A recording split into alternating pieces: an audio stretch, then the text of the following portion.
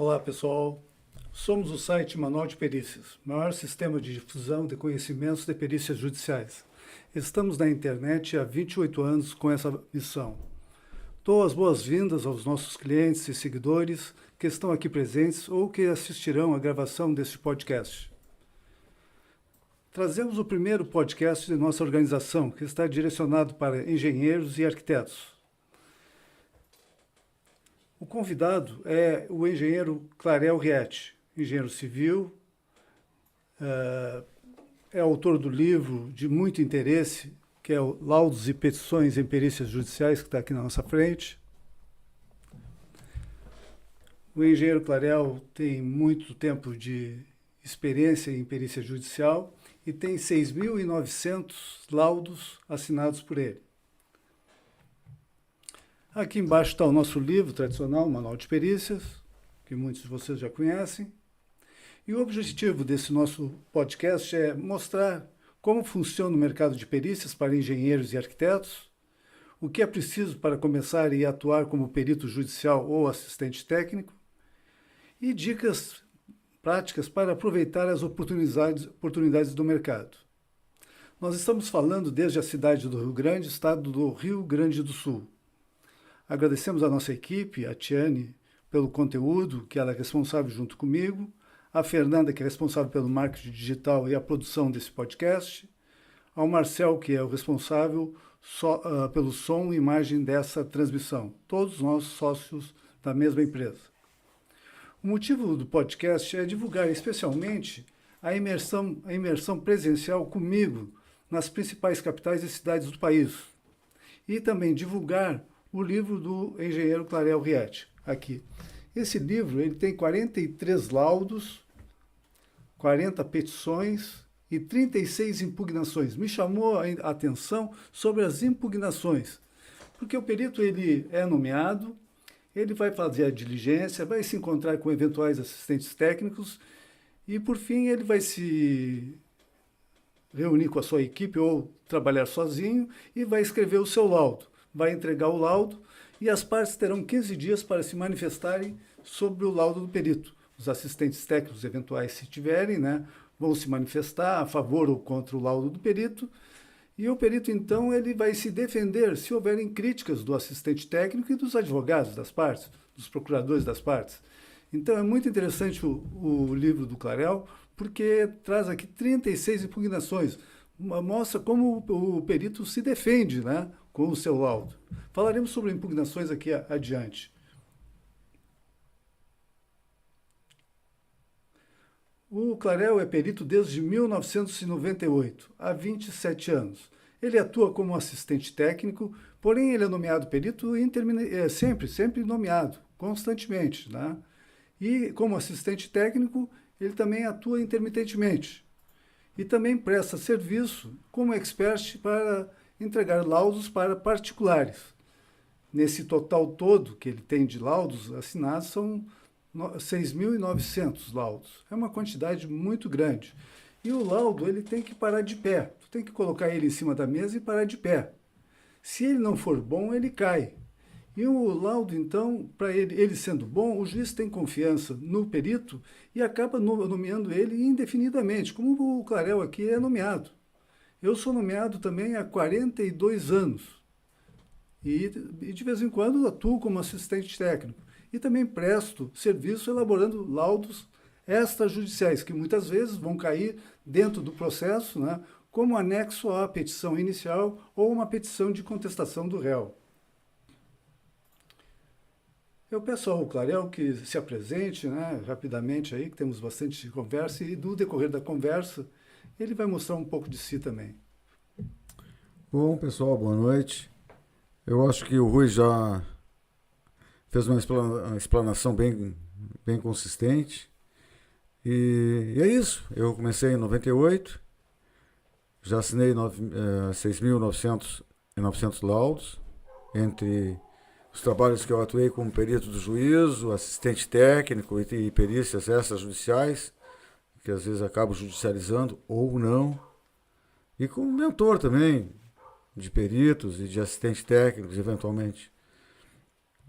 E quando chegou no ano 2000, através de muita procura sobre questões relacionadas à confecção de laudos, perícias, principalmente respostas a impugnações em que o perito se sente acuado, eu resolvi escrever então esse livro que o Rui até então está comentando, e fiz questão de mostrar 36 respostas a impugnações, por entender que isso é uma matéria um tanto assim, meio que oculta, não se vê muito em livros, né?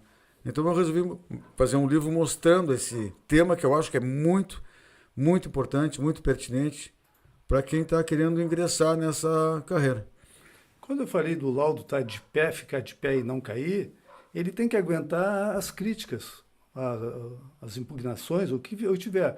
Se lá as partes estão discutindo lá 4 milhões de reais, certamente as partes vão lutar no processo todo, inclusive na perícia judicial. Se o laudo do perito não é favorável a uma das partes, que geralmente acontece isso, né? Às vezes a parte está tão mal no processo que qualquer laudo que o perito apresentar vai ser contra ela. Então, a parte vai lutar de qualquer maneira para tentar derrubar o laudo. E o laudo ele tem que ficar de pé. E o laudo, quando ele fica de pé, realmente ele é um bom laudo, e quando vem a impugnação, a crítica, o próprio perito lá dentro do próprio laudo ele já responde à impugnação. E é o que o engenheiro Clarel certamente deve ter colocado aqui no seu livro. Bom, para tornar isso possível, embora eu vou admitir que não planejei, mas aconteceu, desde o início, quando eu comecei a elaborar laudos técnicos, eu sempre quis fazer de um jeito assim, com início, meio e fim, sem loops, né? Então a matéria sempre foi bem distribuída, sem repetições, e desde o início também eu entendi que, na verdade, tu está apresentando um trabalho técnico que pessoas que não são técnicas, com exceção dos assistentes, é que vão interpretar. E o juiz, assim como os advogados, não tem entendimento do conteúdo. Então eu criei um item que eu chamei, na época, batizei de subsídios esclarecedores, não sei de onde eu tirei esse nome, mas eu batizei com esse nome. E esse item é justamente o item que explica e fundamenta tudo o que está sendo falado no laudo. Então, quando a pessoa vai ler o laudo, ela entende o que está sendo debatido. Se é sobre estacas, vai se falar sobre estacas, vai se dar um entendimento sobre o que é estaqueamento. O Código de Processo Civil novo, a partir de 2016, entrou em vigor, ele diz que o laudo tem que ser claro. Quando ele diz que tem que ser claro, ele tem que ser esclarecedor ao leigo. Quem é o leigo? Os advogados e o juiz. Então não adianta o perito ficar enchendo o laudo lá de termos técnicos para ficar bonito, para justificar honorários mais elevados, porque não vai adiantar. Ele tem que ser claro, tem que ser didático o laudo. E é o que eu acho que o Clarel tentou mostrar agora aqui, né? Em que a gente deve esclarecer o laudo quando tiver lá muita situação técnica, né? O que tu acha? É exatamente isso, mas tem um detalhe, esta fundamentação que eu coloco nos subsídios esclarecedores, ela tem fonte, ela tem origem, ela tem data de nascimento, ela tem um carimbo, não é? Sim. Então quem lê aquilo ali não está lendo o que eu quero que ela leia, ele está lendo uma coisa que é verdadeira e com fundamento. E é justamente este material que é utilizado para rebater uma eventual impugnação. Porque está ali. Aí, quando a pessoa faz a impugnação, eu me reporto àquele material que já está ali e isso tem sido sempre com sucesso. Eu só tinha para olhar se já está com o link da venda do livro do Clarel, que é Laudos e Petições em Perícias Judiciais. Estou colocando agora. Ó, a Tiane, ao nosso lado aqui, está colocando o link para a aquisição do livro do Clarel. E eu também aqui venho falar para vocês dessa nossa imersão que farei presencialmente em todo o país, nas 5 regiões do país até o final do ano. Então, em Porto Alegre, eu estarei no dia 24 de maio, sem ser esse sábado próximo o outro. Estarei no sábado com a imersão de 4 horas, das 14 horas até as 18 horas. Em Itajaí vai ser em junho, em São Paulo em julho, Belém do Pará, aproveitando o embalo da COP 30, estaremos em agosto, em Brasília em setembro, Belo Horizonte em outubro e Salvador em novembro. Tudo isso ainda dentro do ano de 2025. Bem, o pessoal que está nos assistindo aqui, nos sentimos muito honrados com a presença de vocês na sala, estejam à vontade para colocar suas dúvidas aí na tela de chat, que após aqui as perguntas que eu lançarei aqui para o Clarel e eu respondermos, né, nesse bate-papo informal, estaremos aí tentando ler o que tiver, que vocês tiverem colocado. A Tiane está aqui ao nosso lado e ela vai estar aí olhando o que vocês colocaram na tela de chat. Então, a primeira pergunta para nós respondermos, Clarel: quais os cuidados que o perito deve ter com o laudo? A gente sabe que o laudo é escrito pelo perito, o perito entrega dentro do prazo que foi fixado pelo juiz. Normalmente o juiz dá 30 dias de prazo. O perito entrega e depois pode vir chuvas e trovoadas. E aí o perito vai ver críticas das partes. Geralmente uma parte gosta do laudo, como eu falei, a outra pode estar incomodada porque no processo pode estar muito mal aquela parte. E se tem assistente técnico, vai ter crítica positiva e negativa, como eu falei também. E o perito, então, vai depois defender o seu laudo se o juiz determinar que o perito se manifeste sobre aquilo que as partes falam do seu laudo. Então, o perito tem que ter determinados cuidados. Como é que tu vê isso, Clarel? Quais os cuidados que o perito deve ter com o laudo? Bom, em primeiro lugar, eu penso assim, e faço assim. Eu vejo se os quesitos que estão sendo aventados ali guardam pertinência com o objetivo do trabalho. Por isso que eu sempre aconselho que as pessoas que estão ingressando nessa profissão leiam atentamente o processo de cabo a rabo, porque às vezes está num detalhe uma questão que vai ser uma dor de cabeça no futuro. Passado isso, eu começo a analisar os quesitos que eu entendo que devem ser respondidos. E aí então vem as respostas inteiras, respostas um pouco evasivas, dado a sentir que tem alguma má intenção na pergunta. Então vem um pouco do feeling do profissional, mas sempre respostas embasadas e procurando, antes de responder, entender se elas já não estão contidas dentro do próprio laudo e a pessoa que perguntou não se deu conta que já está ali a resposta. E quando eu encontro e coloco, isso é um banho de água gelada que a parte que fez a indagação, né, ao se deparar com aquilo ali, vê que fica desmascarada. Né? Então é uma forma. Tem perito que trabalha assim, por exemplo, ele começa a escrever o laudo, já fez a vistoria dele, né, começa a escrever o laudo, faz o corpo de laudo, né, que o Código de Processo Civil novo também pede que determina que tenha um corpo de laudo, o laudo, né, não só responder quesitos, e depois esses peritos vão responder os quesitos. E muitas vezes a resposta do quesito está no corpo do laudo. E ele simplesmente copia o corpo do laudo, o trecho, e cola na sua resposta. Né?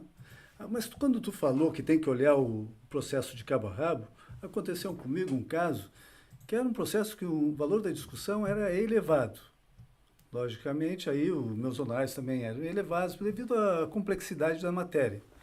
E eu estudava os autos do processo e não tinha ainda chegado a uma conclusão. E lá no meio eu encontrei uma folhinha, umas simples folhas, onde estava uma confissão de culpa.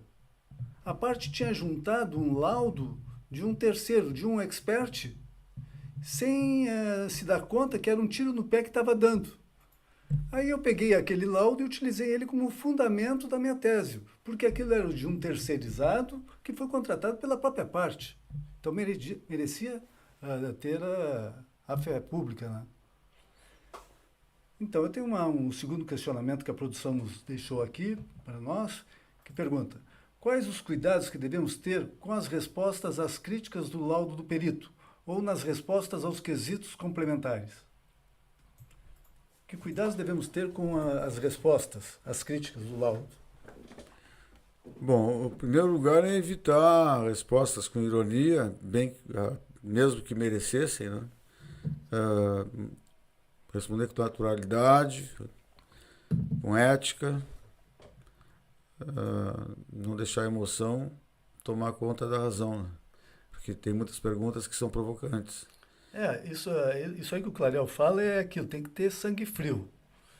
Sangue frio, aguentar ali o que o advogado quer dizer de nós, porque ele pode tudo. Antigamente até lá atrás daria para o perito processar o advogado. Hoje não dá mais. O advogado pode falar até da honra do perito, e o perito tem que ficar quieto. E o perito, nesses casos aí, eu até contribuo com a resposta, ele deve se ater ao seu laudo. Se ele levar para o lado pessoal, a força ele vai perder do laudo. Então ele que responda, o perito, se atendo ao laudo, não a levar pelo lado pessoal. Assim como diz o Clarel. É que nós todos somos humanos, não é? Então, quando tu faz um trabalho com tanto esmero e vê que tem uma pessoa que está fazendo um comentário totalmente descabido, que é apenas o reflexo da insatisfação frente aos seus anseios que não estão sendo, né, atingidos, tu fica com esse sentimento. Quando eu sinto que botei um pouco de emoção no que eu estou fazendo, eu não respondo na hora. Eu deixo para olhar no dia seguinte. E não raras as vezes que eu acabo retirando algumas linhas e amenizando o que eu escrevi, sob pena de parecer pedante. Nos cursos presenciais que eu ministrava, eu me lembrei agora, eu sempre falava que o perito não pode se apaixonar pela perícia. Ele tem que ter a perícia um tanto distante de si, né? Claro, escrever um bom laudo, gostar da redação dele. O Clarel, quando ele escreve, já passei por diversos laudos do Clarel, porque nós moramos na mesma localidade. Tem hora que eu sou perito num processo e às vezes o Clarel é assistente técnico da parte no mesmo processo. Então já passamos diversas vezes trabalhando juntos em atividades diferentes, como perito e assistente técnico. Outras vezes até um laudo que o Clarel forneceu para um advogado, foi juntado na petição inicial de contestação, que eu, como perito, vou olhar lá o processo, estudando de cabo a rabo, eu vou olhar exatamente o laudo daquele profissional que fez o laudo preliminar.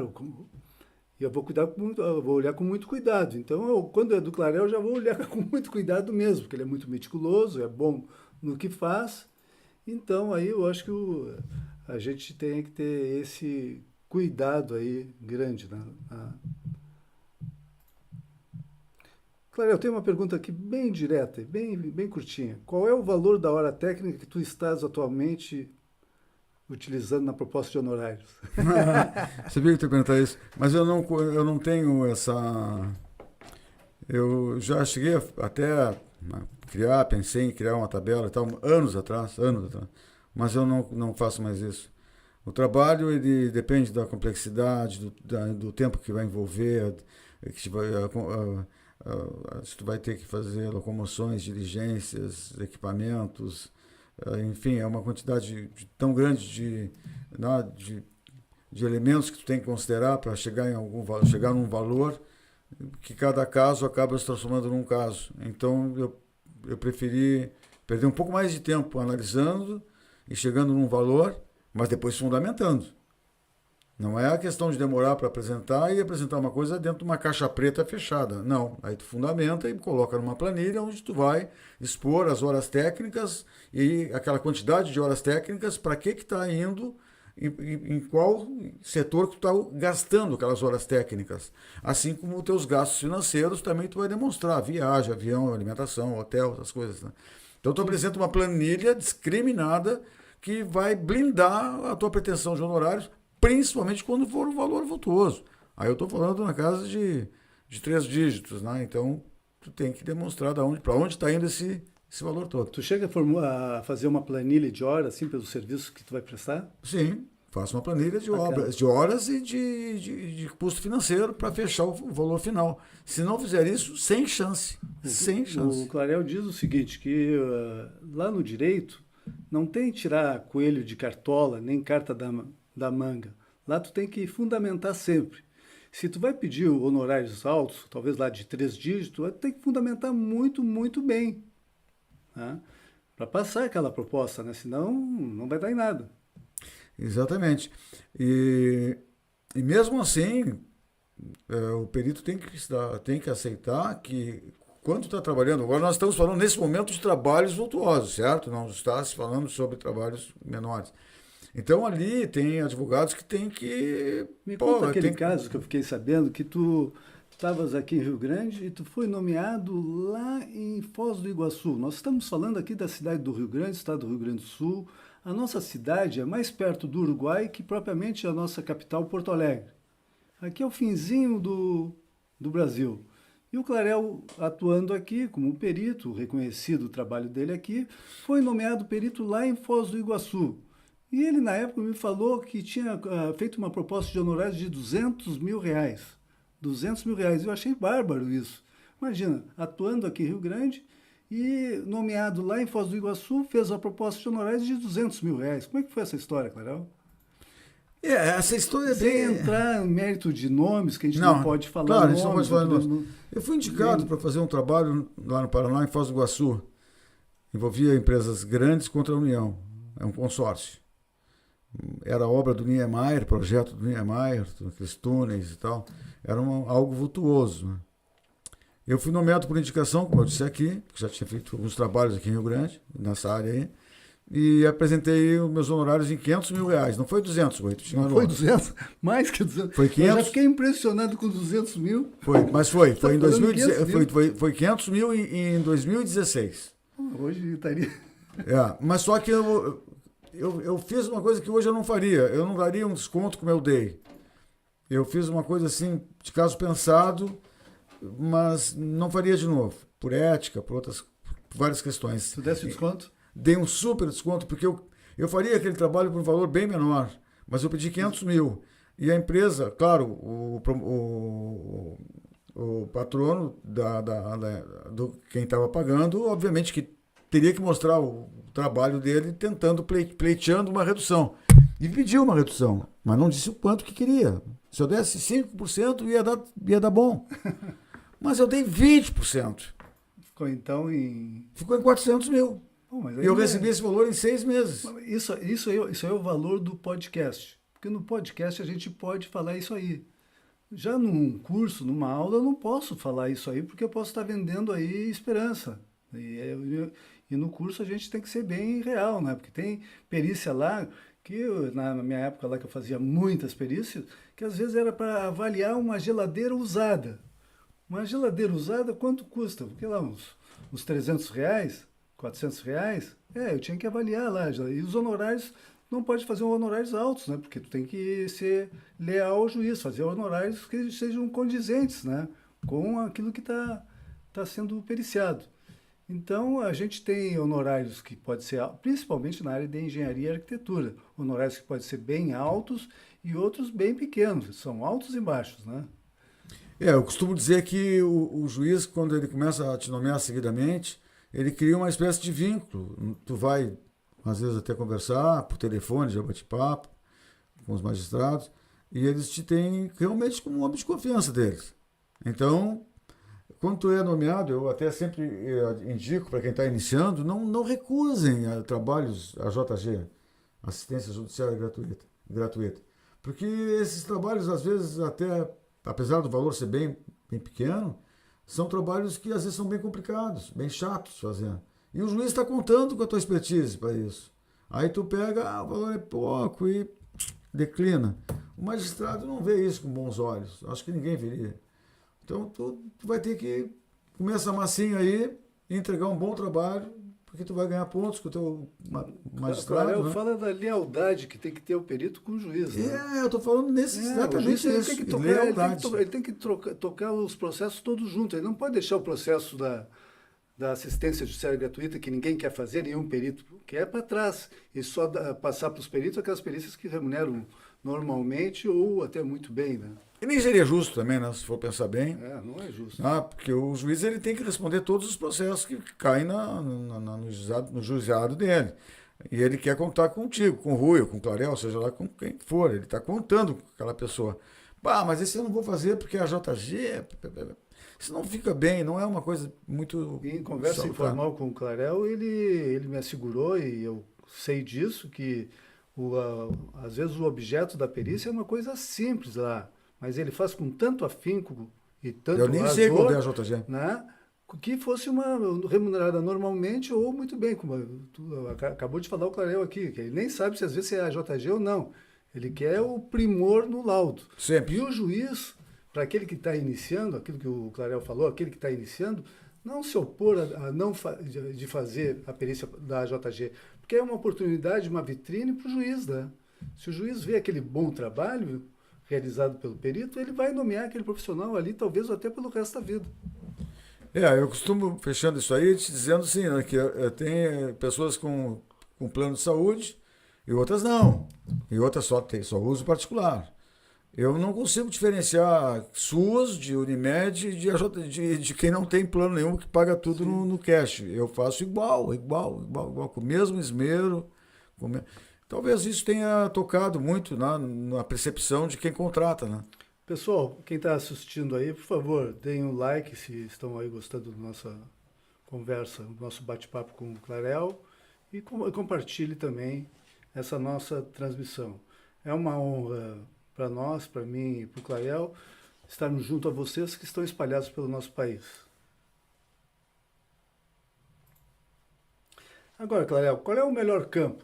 Nós sabemos que na perícia judicial tem dois atores, o perito e o assistente técnico. Para a gente ganhar grana, qual é o melhor? É perito ou assistente técnico? Uma pergunta bem direta, assim, bem assim. Eu acredito, Pensando que, em eu acredito dinheiro. que o assistente técnico, né? Especializado. Não aquele assistente técnico que chegou de paraquedas, porque terminou um curso de engenharia, não sabe de coisa nenhuma, não se aprimorou, não se aperfeiçoou, não estudou, não se dedicou. E é simplesmente convidado para atuar como assistente técnico, mas não entende nada da matéria. Estou falando daquele assistente técnico profissional. Aquele cara que não está sujeito à suspeição, por exemplo.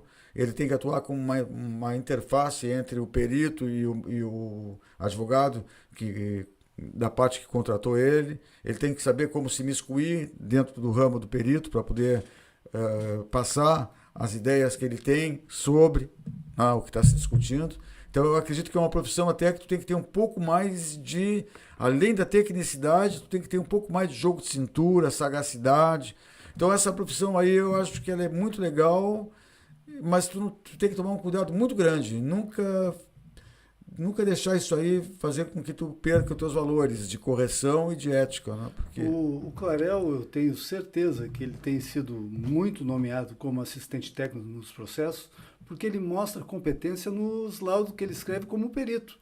O advogado vê aquele laudo ali, gosta do laudo do Clarel e depois contrata, mesmo que às vezes acontece que o advogado recebe um laudo no processo que é contrário à sua parte.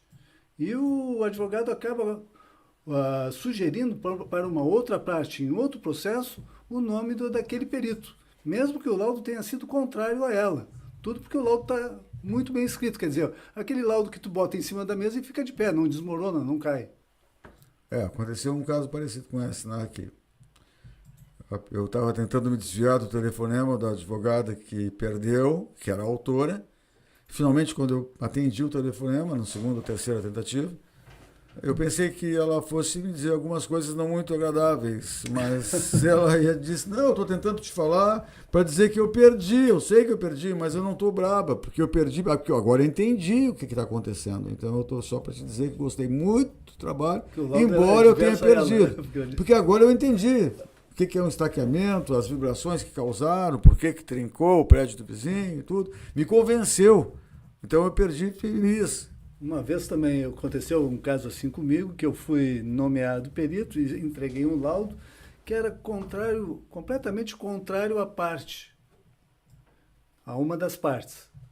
E aquela parte que era contrária, uma concessionária, ela acabou me contratando depois como assistente técnico em todos os processos de todo o estado. Porque justamente o advogado, no caso era uma advogada, acabou gostando do meu laudo, avesso ao interesse dela. Mas ela viu que era um laudo bem feito, né? E que o profissional, né, dentro da ética, evidentemente, vai escrever o seu parecer, né? Claro, nós atuamos como peritos, somos lá isentos, completamente isentos. Nós somos um auxiliar da justiça, uma pessoa de confiança do juiz. É completamente isento. O assistente técnico, quando ele é contratado pela parte, ele não vende a alma. Ele escreve o seu laudo dentro da ética, da honra, dos fatos, da ciência e técnica. É assim que se pauta o assistente técnico, né? Então, e normalmente ele é conhecido como perito, né, e depois acaba atuando lá como assistente técnico. E, como o Clarel falou, um assistente técnico, às vezes é um cobrão, é um cara lá com um pós-doutorado, né, e é contratado pela empresa lá que é parte num processo, ou pela parte, porque justamente ele é uma sumidade na sua área.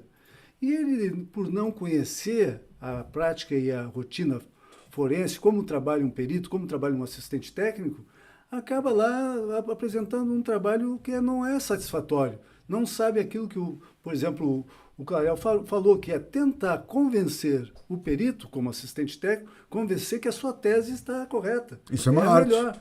Isso, é uma arte. Tem que chegar e fazer o perito entender. E confiar. E confiar naquilo ali, né? Tem que mostrar, por A mais B, tem que ser convincente tecnicamente. E segundo os fatos também, né? Por isso que eu sempre indico que a pessoa, antes de se lançar como assistente técnico, deveria primeiramente trilhar a carreira como perito judicial, para poder justamente ganhar essa notoriedade, de seriedade, de destreza e pujança, de todas aquelas características que fazem tu ser reconhecido como um bom profissional. Porque aí, então, quando tu for pro lado da assistência, tu vai mais tranquilo ainda, porque aí tu já está isento da suspeição. E tu pode te soltar mais também, né? Esse encontro que nós vamos ter agora no sábado, sem ser esse sábado, na próxima semana, na semana seguinte em Porto Alegre, presencialmente, nessa imersão que estarei lá, na verdade é um curso mesmo, de 4 horas, eu certamente vou falar para eles uma coisa que é um chavão que eu falo sempre, um bordão que eu falo sempre.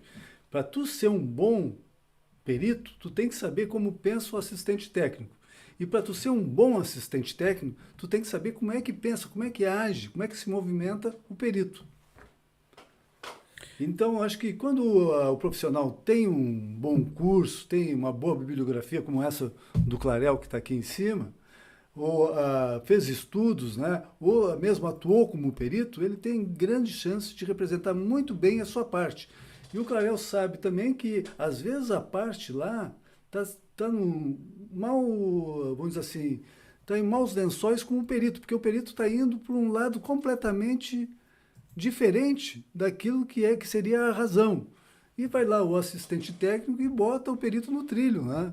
Conversa com o perito, olha, a coisa funciona assim, assim, assado, e convence o perito da sua tese.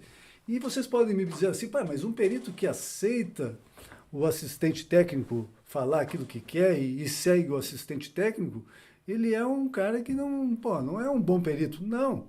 Se o perito escutar de alguém uma tese melhor que a sua, certamente aquele perito deve seguir a tese que seja a melhor, que seja de outrem, então.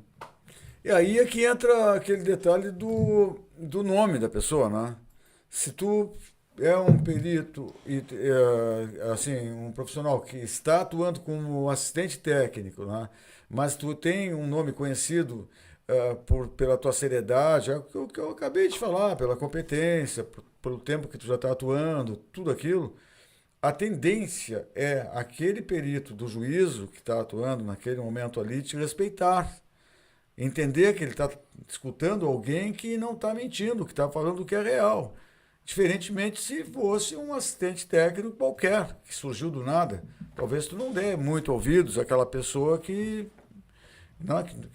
está ali e tu não sabe nem de onde veio. Aproveitando o gancho aqui, falando do assistente técnico, eu perguntei lá para o Clarel como é que ele fazia a proposta de honorários como perito, né? E hoje, Clarel, quando chega lá por exemplo, um empresário ou uma parte que está lá discutindo alguma coisa na justiça e precisa de assistente técnico, como é que tu apresenta essa proposta para o para a parte. Logicamente, tu vai tentar dar uma olhada nos documentos da petição inicial, petição de contestação, o que compõe mais ou menos o processo para chegar a uma conclusão de que vai ser o teu trabalho, né? Mas como é que tu faz essa proposta? Olha, tem uma coisa que eu faço que é o seguinte, além de ler o processo e ter o conhecimento completo que tem ali, eu tenho a plena consciência que o assistente técnico, como eu já falei agora há poucos minutos, ele é uma espécie de interface entre o perito do juízo e o advogado que representa a parte que ele foi contratado. Então tem que ter uma estratégia jurídica. Eu diria que o assistente técnico, no fundo, trabalha mais do que o próprio perito, porque ele tem que interagir muito com a matéria jurídica, por isso que ele também tem que ter um conhecimento jurídico, um pouco, pelo menos, da parte de leis, principalmente o Código de Processo Civil, para, junto com o advogado, montar uma estratégia para ajudar o cliente, que é o segmento inicial de tudo isso. Então, questão de honorários vai depender muito da flexibilidade e do conhecimento do advogado. Se tu pegar um advogado engessado, que está ali só por estar, tu vai sentir que tu vai ter que trabalhar de um jeito meio que alternativo. Porque um bom assistente técnico não gosta de pegar um trabalho que não vai dar certo. Então tudo isso aí demanda pensamentos que vão te oscilar em termos de valores, né? Então é isso aí, mais ou menos nesse sentido. Eu confesso aqui para vocês que eu e o Clarel, quando discutimos perícia judicial, temos uma divergência, né, quanto aos honorários. Porque a minha tese, quando eu vou fazer uma proposta de honorários como perito, e sugiro para os meus seguidores, é considerar o valor da causa. Se o valor da causa for elevado, eu sugiro sempre apresentar propostas de honorários elevados, porque as partes elas vão discutir aquele teu laudo muito bem discutido.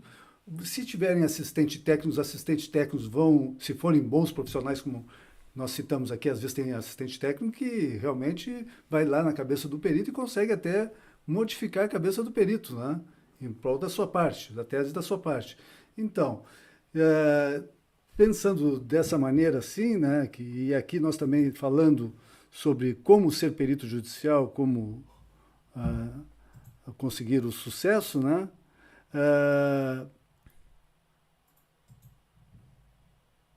Eu te pergunto, antigamente era mais fácil que hoje se estabelecer como perito ou é a mesma coisa? Tu é perito já há 27 anos e eu 42 anos. Antigamente era mais fácil se estabelecer como perito. Nós temos 2 livros aqui que é uma bibliografia para quem quer começar ou para quem já é perito. E eu pergunto, olha, Rui, naquela época,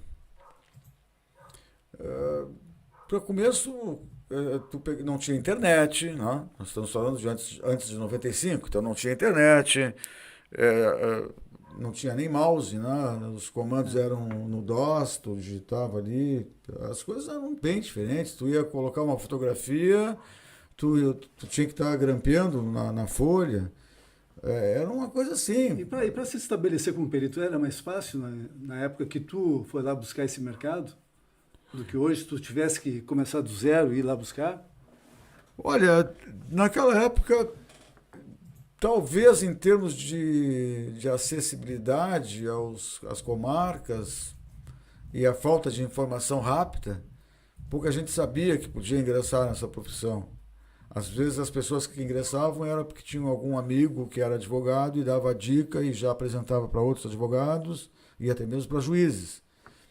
Mas eu acho que se eu tivesse que dar uma nota a respeito disso, eu prefiro a época atual.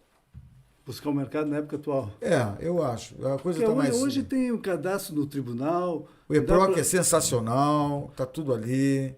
O Clarel fala do processo eletrônico. Aqui no Sul, tanto a Justiça Estadual como a Federal utilizam o sistema de processo eletrônico do tipo EPROC. Antigamente, entrava na sala de um perito, no escritório dele, era pilhas de processo em papel por cima das mesas, né? Hoje é tudo no computador, né? Dá para trabalhar organizadamente, né? Isso é muito bom trabalhar fácil. Em qualquer lugar, está na nuvem, né? E se ganha dinheiro com isso, né? O perito ganha porque trabalha mais organizado, né? Exatamente. E outra coisa, eu não sei se tu lembra, mas quando começou o negócio da internet, muitos alunos pegavam textos da internet e os professores começaram a se dar conta que estava havendo um plágio danado, né? Mas isso aí não maculou a ideia de que na internet tem muito material bom. Agora, o que tem é que ter vontade de buscar esse material bom com fontes boas. E aí tu consegue muita informação que vai ser muito importante tu colocar no laudo, com as devidas fontes averiguadas, é claro, né? Você que está nos assistindo, se está gostando, dê um like e compartilhe a nossa transmissão. Agora, uma outra pergunta certeira aqui para o Clarel.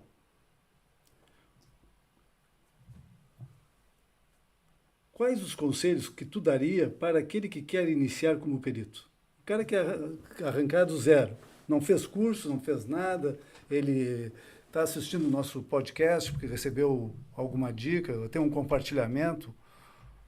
Bom, eu te diria o seguinte: primeira coisa que eu faria era um curso de extensão de uma semana. Primeira coisa, para poder ganhar um pouquinho mais de autoconfiança.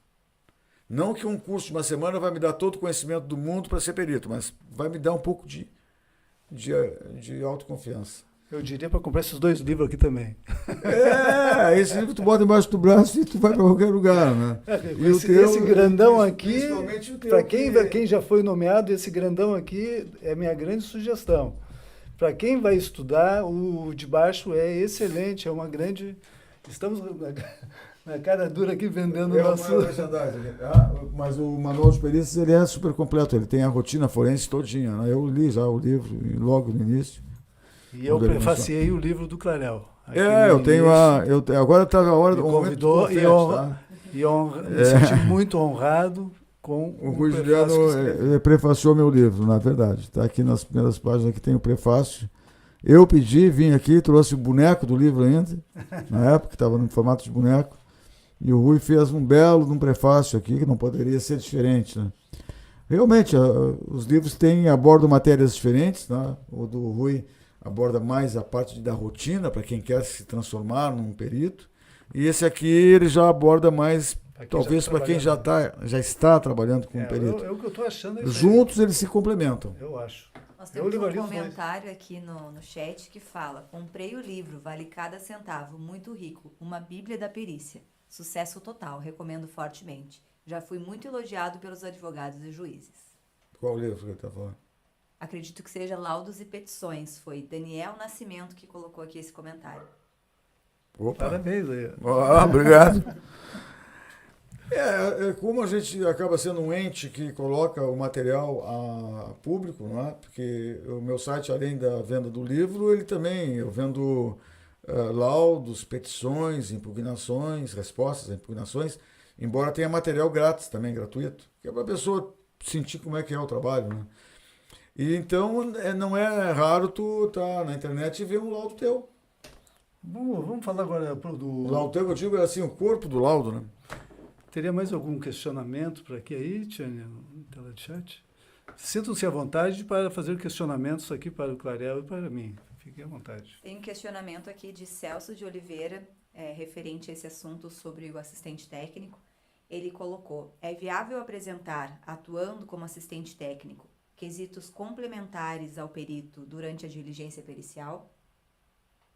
Como é que é? A pergunta se é viável durante a diligência... Se é viável apresentar quesitos complementares ao perito durante a diligência. Com certeza, o Código de Processo Civil prevê isso. Na verdade, o termo não é perito, quesitos complementares, são quesitos suplementares. Enquanto estiver na diligência, o laudo não foi entregue, é totalmente passível de a pessoa, do advogado, incluir outras questões para o perito responder.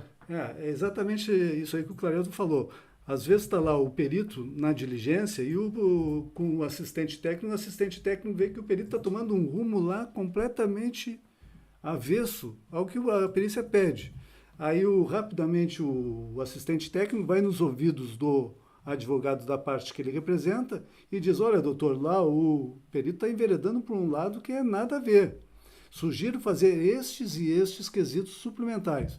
O advogado rapidamente ele coloca os quesitos, junta nos processos os quesitos, esses suplementares, e o escrivão é obrigado a avisar o perito para o perito responder no seu laudo, além dos quesitos regulares, também aqueles quesitos suplementares. E como disse o Clarel, está dentro lá do Código de Processo Civil essa possibilidade. Quer dizer, assistente técnico com boa técnica tem condições de virar o jogo da perícia, utilizando os quesitos suplementares. Exatamente. Inclusive, se tu pegar um CPC em PDF, né, portanto pesquisável, tu não vai encontrar o nome quesito complementar. Isso não existe, isso é mito, é suplementar, que é quando está ainda em fase de diligência. E quesitos que depois tu faz quando o laudo já está apresentado e é permitido. Né? Quando eu comecei nas perícias lá atrás, há 40 anos, nós peritos apresentávamos o laudo e o juiz batia o martelo. Era aquilo ali e aquilo ali mesmo. Aí começaram as partes a fazer contestação sobre o laudo do perito e o juiz determinar que o perito respondesse às contestações. Aí começaram a apresentar os tais quesitos complementares, que não estava previsto no antigo Código de Processo Civil e hoje não está no novo. Mas em todo o Brasil é falado quesitos complementares. São perguntas, dúvidas que as partes têm sobre o laudo ou questionamentos sobre o laudo, que apresentam na forma de quesitos complementares em todo o país.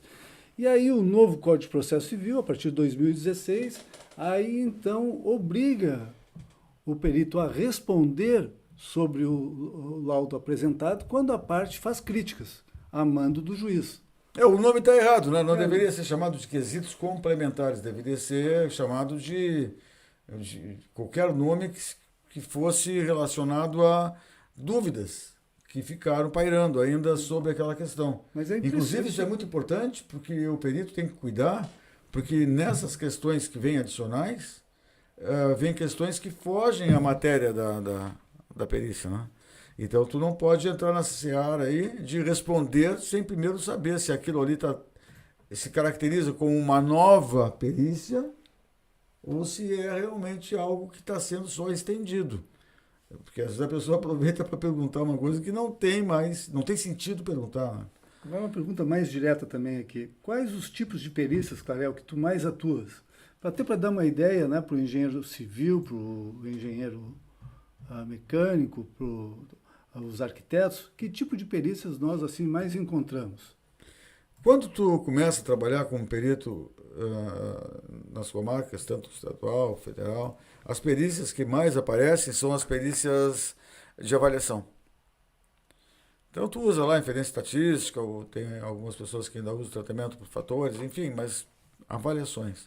Com o passar do tempo, tu começa a notar que as perícias de avaliações, com exceção das que envolvem servidão e glebas urbanizáveis, elas começam a minguar e o trabalho começa a ficar praticamente em cima de questões assim como o prédio vai cair, tem que demolir o prédio, casas que estão com trincas e patologias das mais diversas possíveis. Então, respondendo à pergunta, são perguntas de verificação de conformidades técnicas e funcionais, as que mais que se faz. E quais os tipos de perícias que dão melhor rendimento de honorários? Avaliações de imóveis também? Avaliação de imóveis quando envolve justamente o que eu falei, né? Demarcações, por exemplo, uma servidão de passagem que engloba um grande campo. Né? Às vezes tem um filão que é a servidão de passagem, às vezes é uma linha de transmissão elétrica que vai passar perto ali da cidade. E é nomeado o perito vai lá, faz a primeira avaliação do primeiro processo, e as outras que vão existir lá, outros processos semelhantes, vão utilizar a mesma pesquisa e vai lá o perito insere um serviço, né, daquela servidão com vários processos com o mesmo tipo de perícia, utilizando a mesma base de dados. Né? Isso tem uma deixa eu te falar, é verdade, mas tem que ser colocado uma observação. Porque quando tu pega uma equação para avaliar uma gleba que tem 100 hectares e tu te utilizou de glebas semelhantes em área um pouco para baixo, um pouco para cima, o teu grau de assertividade, precisão, fundamentação são excelentes. Mas no momento que entra uma outra gleba para tu avaliar, e essa gleba tem 30 hectares, Já muda tudo. e embora a norma permita a extrapolação, aí tu já começa a usar uma equação não apropriada para aquele caso. Agora o Clareio está entrando Eu estou falando de inferência, num sentido que cabe aqui fazer uma observação.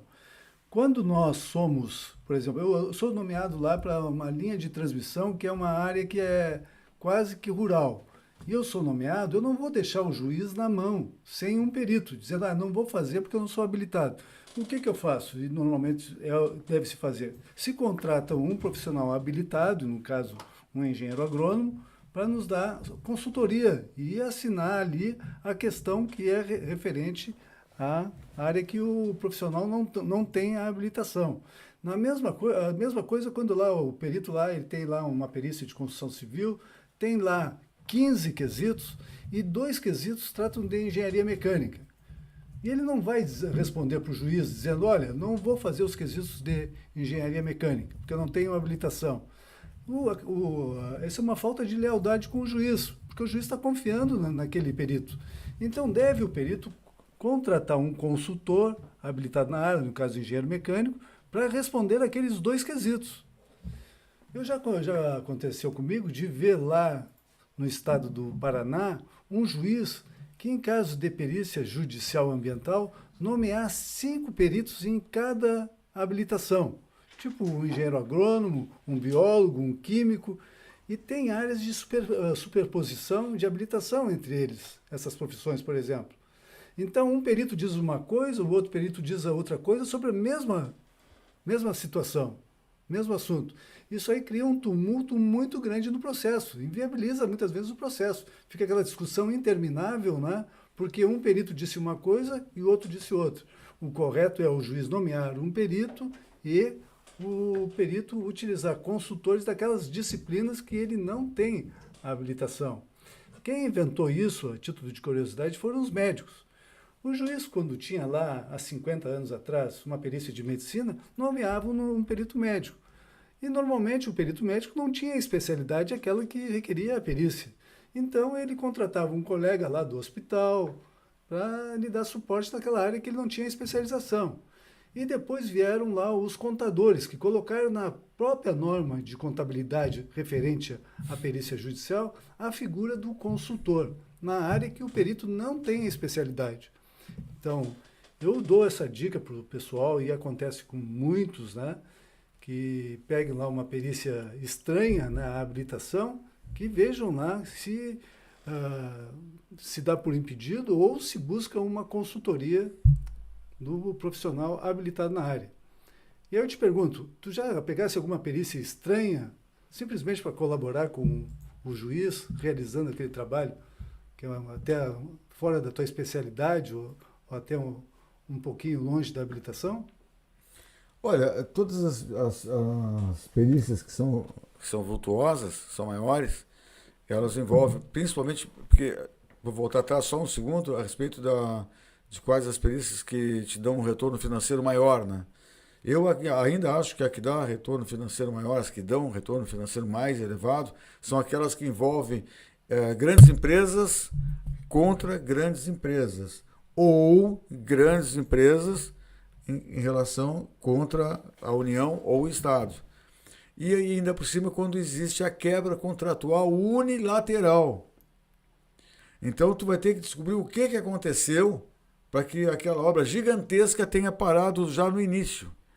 Então, para isso, tu tem que ter a empresa multidisciplinar. Aí vem a resposta àquela do que tu estava perguntando. Para tu ter uma empresa multidisciplinar, tu tem que contar com economista, com administrador de empresas, com topógrafos, com outros engenheiros também civis, mecânicos e quantos forem necessários. Todos vão emitir a sua respectiva ART e todas elas vão ser colocadas no teu papel timbrado, dentro do teu laudo, e tu, como se fosse uma espécie de aparadouro, tu engloba tudo e assina embaixo como responsável por todos, mas cada um na sua modalidade. Quem assina o laudo, mesmo sendo ele um laudo multidisciplinar, é o perito só, né? É um perito Os só. consultores não têm responsabilidade nenhuma ali. Eles têm pela matéria que eles fizeram. Se por acaso alguma coisa que foi feita ali dentro e tiver com algum erro crasso, o perito fica mal. O perito que abraçou tudo como empresa, não fica bem para ele. Mas ele pode correr atrás daquele profissional que assinou uma RT. É aquela história do cara que contrata um construtor, o construtor contrata empregado, o empregado contrata não sei quem mais, e aí começa aquela coisa, né? Um vai cobrando o outro. Eu não tenho nada a ver com o proprietário que contratou o engenheiro, ele vai processar o engenheiro. O engenheiro que contratou o empreiteiro vai processar o empreiteiro. O empreiteiro que contratou o servente, o pedreiro, e assim vai aquela corrente. Aconteceu comigo, que eu estou no escritório, recebi no tempo do telefone convencional, recebi uma ligação, era do gabinete da juíza, e a juíza queria falar comigo. Aí eu fui esfregando as mãos, né, falar com a juíza, porque juíza chamando no gabinete é processo importante, que nem o Clarel falou, às vezes é uma empresa contra outra, né? Cheguei lá, era para avaliar uma coleção de joias. Uma família que havia falecido e deixado uma coleção de joias guardada num banco da cidade. E aí a perícia era entrar no caixa forte da empresa, do banco, e examinar a coleção de joias e avaliar cada peça, tirando a fotografia de cada joia. Pô, eu não entendo nada de joias, né? Aí eu contratei um joalheiro, né? E aí fomos os dois para dentro do caixa forte, com o pessoal contando dinheiro dentro do caixa forte, lá numa mesa e nós na outra mesa, e para não deixar a juíza sem a cobertura, né? A juíza estava preocupada com aquela coleção de joias que poderia ser adulterada, a coleção, né? Então ela tinha essa preocupação e então ela queria um laudo bem correto. Isso aí ela, por ser mulher, né, cuidar das joias. Nada mais é do que a confiança. Tu tá me dando aqui nesse exato momento uma confissão de confiança que o magistrado tinha em ti, sim, mesmo sabendo que tu não tinha expertise no assunto, mas sabia que tu ia colocar alguém que tivesse e que ia ficar sob as tuas asas, né? Tu ia entregar para ela um material de qualidade. Então isso aí eu te parabenizo, mostra que tu tinhas credibilidade. Não, o perito que trabalha certinho, como o trabalho... Bom, é bom falar também que o Clarel fez 6.900 laudos, mas ele sempre contou com equipe, sempre teve, e ele nunca teve medo de concorrência. É difícil de se encontrar perito que dê estágio para estudante de engenharia, né, sei lá, com medo que vá lá ser uma sombra para ali adiante, né? E o Clarel nunca teve esse medo, ele sempre contratou, sempre teve equipe, e ele administrava, claro, tem que ler todos os laudos, tem que opinar, tem que mexer nos laudos, porque, como se falou aqui, quem assina é o perito, né? A responsabilidade é a dele, né? Olha, só para fazer uma aquiescência sobre o que o Rui acabou de falar, eu vendo dentro do meu site um laudo que foi feito em 2010, que envolvia o dique seco. Esse nosso dique aqui, o dique seco de Rio Grande, é um dos maiores da América Latina, se não for o maior, né? Sim. O estaleiro, o porte, que é o maior do mundo, mas eu estou falando do dique seco, que é outra história. E naquela época, em 2010, eu conheci uma pessoa, e essa pessoa hoje trabalha comigo. Eu formei ele. Ele estava recém saindo da universidade. E hoje ele é meu sócio. Mas 15 anos depois, né? Então ele foi mordido pela mosquinha azul da perícia, porque a perícia, para quem gosta, não se apaixona, né? Tu não consegue largar mais isso. E ele, como todo apaixonado, ele está aí, correndo junto comigo. E é bem isso aí mesmo que o Rui falou, né? Tu forma aquela pessoa e dá todo o subsídio que ela precisa. Eu não tenho o maior mínimo receio e até me sinto honrado de poder auxiliar quem eu já tive como funcionário. Teríamos alguma coisa aqui, Tiane? Agradeço novamente a presença da Tiane aqui nos dando suporte, a presença da Fernanda como produtora do podcast e do Marcel com o nosso suporte de som e imagem entregando no YouTube. Nós temos uma pergunta aqui da Lilian, né? Que ela informa aqui que ela se inscreveu no sistema do Tribunal de Justiça e ela queria saber o que fazer a partir de agora. É uma dúvida recorrente, né? De quem está iniciando na perícia, saber o que faz depois desse cadastro, né? Porque a gente sabe que às vezes a pessoa se cadastra, o profissional se cadastra e às vezes demora um pouco para vir a primeira nomeação. Então ela está perguntando isso. O que fazer a partir de agora? Para quem é essa pergunta? Para o Rui? Pô, pode responder, vai tu. Porque Olha, normalmente eu respondo isso toda hora, né? Então, eu responderia da seguinte forma. Provavelmente ela está perguntando isso relacionado à cidade onde ela se inscreveu, né? Eu iria diretamente falar com o magistrado. Falaria com o magistrado. Perfeito. Nota 10. Exatamente isso. Bater um papo com o magistrado. Se eu tenho, mostrar meu currículo, bater um papo, leva um cara. Foi o que eu fiz há 42 anos atrás.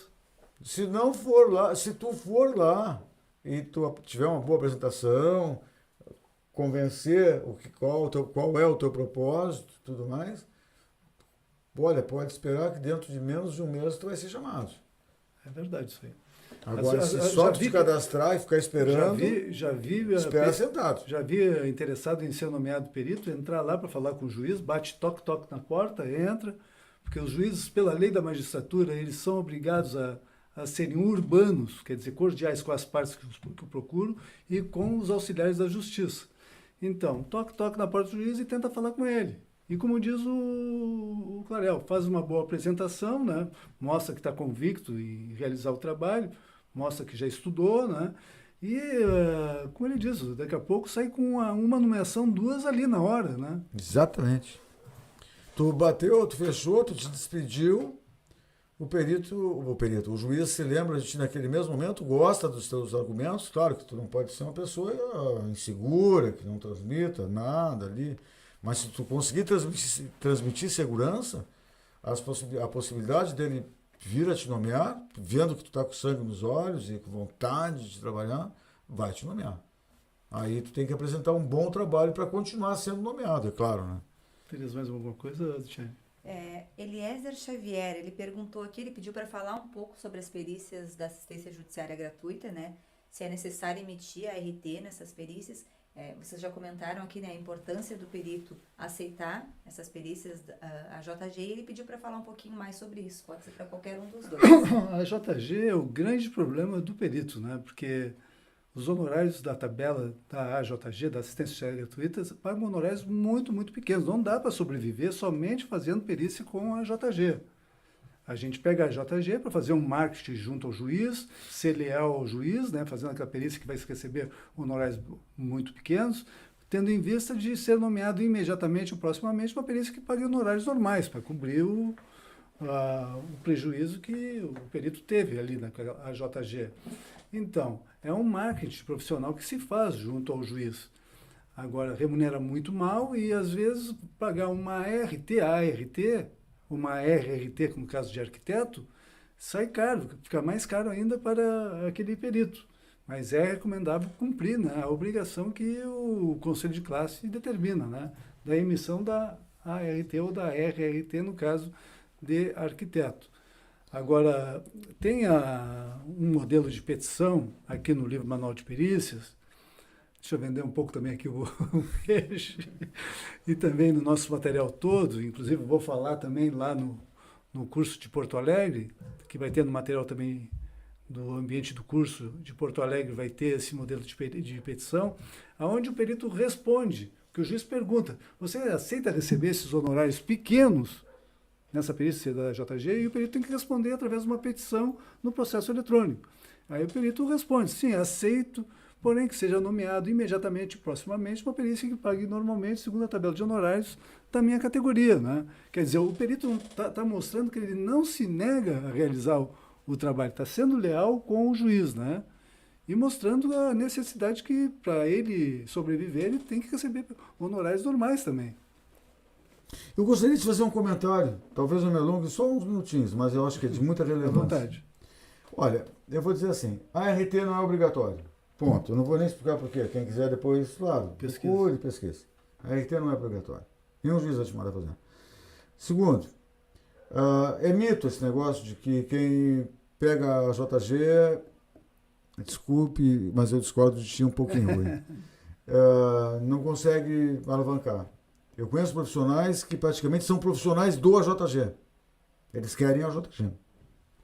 Uma perícia demarcatória de AJG, hoje, tu demora 15 minutos para fazer e recebes R$ 1.900. Tu vai ali, mede a frente, o fundo, o terreno, que é um uso capião, por exemplo, e a distância do terreno em relação à esquina.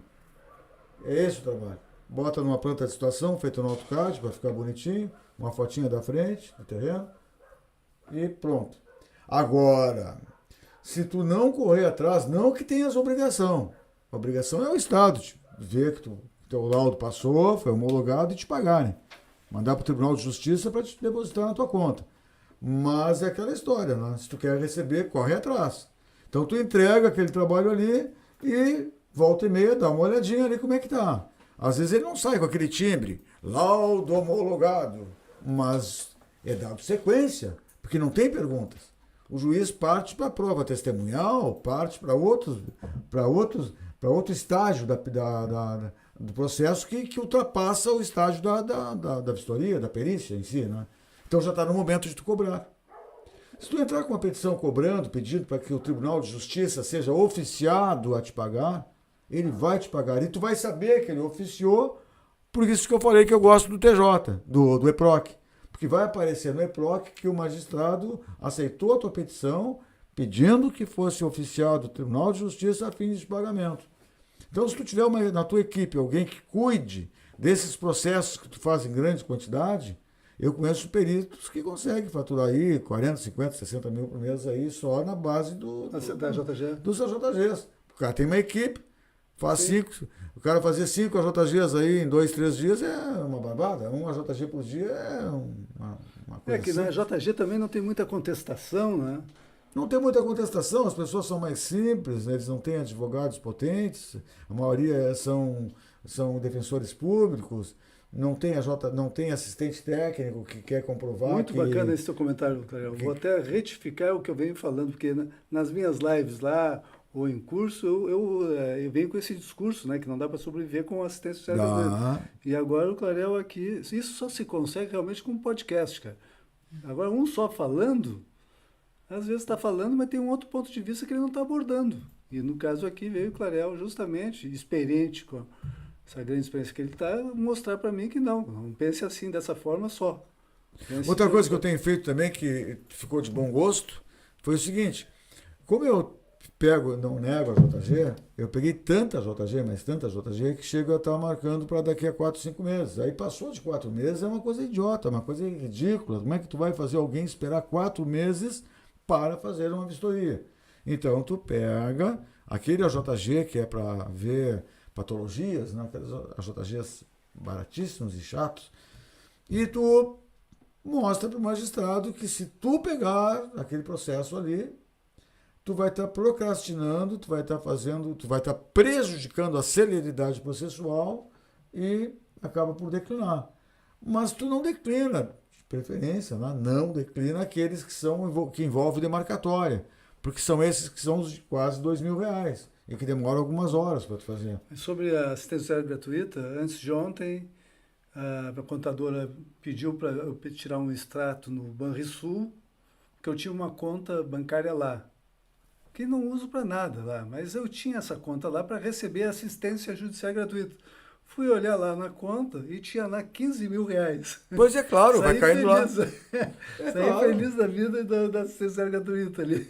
É que isso demonstra que tu não está olhando o teu provavelmente assim, com todo afinco, o teu e-mail, porque eles costumam mandar lá no departamento de despesas do TJ, manda um PDF todos os finais de mês, dia 30 de cada mês, contendo os processos que tu recebeu. Então tu vai ali e dá baixa, né? Até porque para tu não pensar que tu não recebeu, né? Daí tu dá um tiquezinho ali. Pessoal, nós estamos já passando 9 minutos do nosso horário previsto. Quero agradecer a participação de todos aqui que estão presentes na sala. Foi muito bom estar com vocês. Se vocês gostaram do Clarel, quiserem ver ele de novo aqui conosco, peçam aí que a gente vai estudar uma data, ver um jeito de nos encontrar novamente. Da minha parte, eu gostei muito desse encontro, porque o Clarel tem muita experiência e em 2 pontos ele modificou aquilo que eu vinha antes propalando. Eu gostaria de encerrar dizendo uma coisa. É muito comum mesmo, mais do que se imagina, o advogado da parte autora pedir a perícia, né? Porque de acordo com o Código 95, o artigo 95, né? Quem pede é que paga, né? ele tem a JG e a outra parte não. A outra parte tem até dinheiro, tem condições financeiras confortáveis para pagar. Mas o juiz pega e determina que seja feito pela JG com os honorários módicos, aqueles que a gente conhece. Muito bem. Só que, na grande maioria dos advogados, eles, além de pedirem a perícia e pedirem o JG, eles também pedem a inversão do ônus da prova. Também. Só que isso passa batido. O magistrado não chega nem a fazer juízo de valor daquele pedido de inversão de ônus da prova. Ficaria muito de mau gosto tu, como perito, chegar e pedir para o juiz a inversão do ônus da prova, porque tu não é advogado, tu não tem esse condão aí. Mas nada é feio, não fica feio, se tu colocares ali na tua petição que o trabalho envolve isso, mais aquilo, que vai dar tanto de demanda de trabalho, assim, assado. Percebe-se no evento tal, na página tal, que o autor requereu não só a JG, como a perícia, e a inversão do ônus da prova. E, se Vossa Excelência assim o deferir, os honorários importam em tanto. Então, o furo da bola está aí. Tu não está pedindo a inversão do ônus da prova, tu está mostrando que o advogado é que pediu. E também tu não está negando que vai fazer o AJG, mas tu está simplesmente dizendo que se for deferido, o valor é aquele. Muito importante não negar, realmente. E muito acontece do juiz pensar, vou deferir o ônus da prova, não tinha analisado.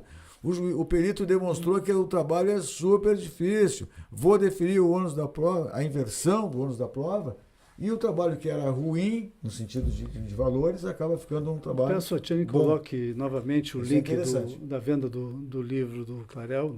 É uma espécie de truque, mas não tem maldade, é só para tu não... Coloque o link também da nossa imersão, evento presencial em Porto Alegre. Quem não é do estado do Rio Grande do Sul, de repente pega o avião, vai a Porto Alegre, passa o fim de semana em Porto Alegre, uma cidade aprazível, e assiste essa imersão comigo lá no sábado, dia 24 de maio, das 14 às 18 horas. E depois estarei em Itajaí no mês seguinte, em junho, São Paulo, julho, Belém do Pará, agosto, Brasília em setembro, Belo Horizonte em outubro e Salvador em novembro. Tudo ainda nesse ano de 2025. O Clarel, gentilmente, e é uma pessoa muito aberta também, colocou o seu e-mail à disposição de contatos. Não só para falar sobre o livro, mas ele se coloca para falar sobre perícia judicial e também o WhatsApp dele. E o celular, que é o mesmo número. Que é o mesmo número.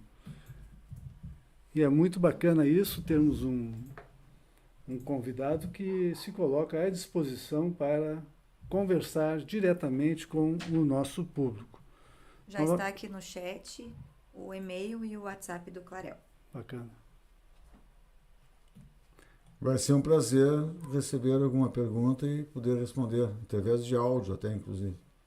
Sem fins lucrativos.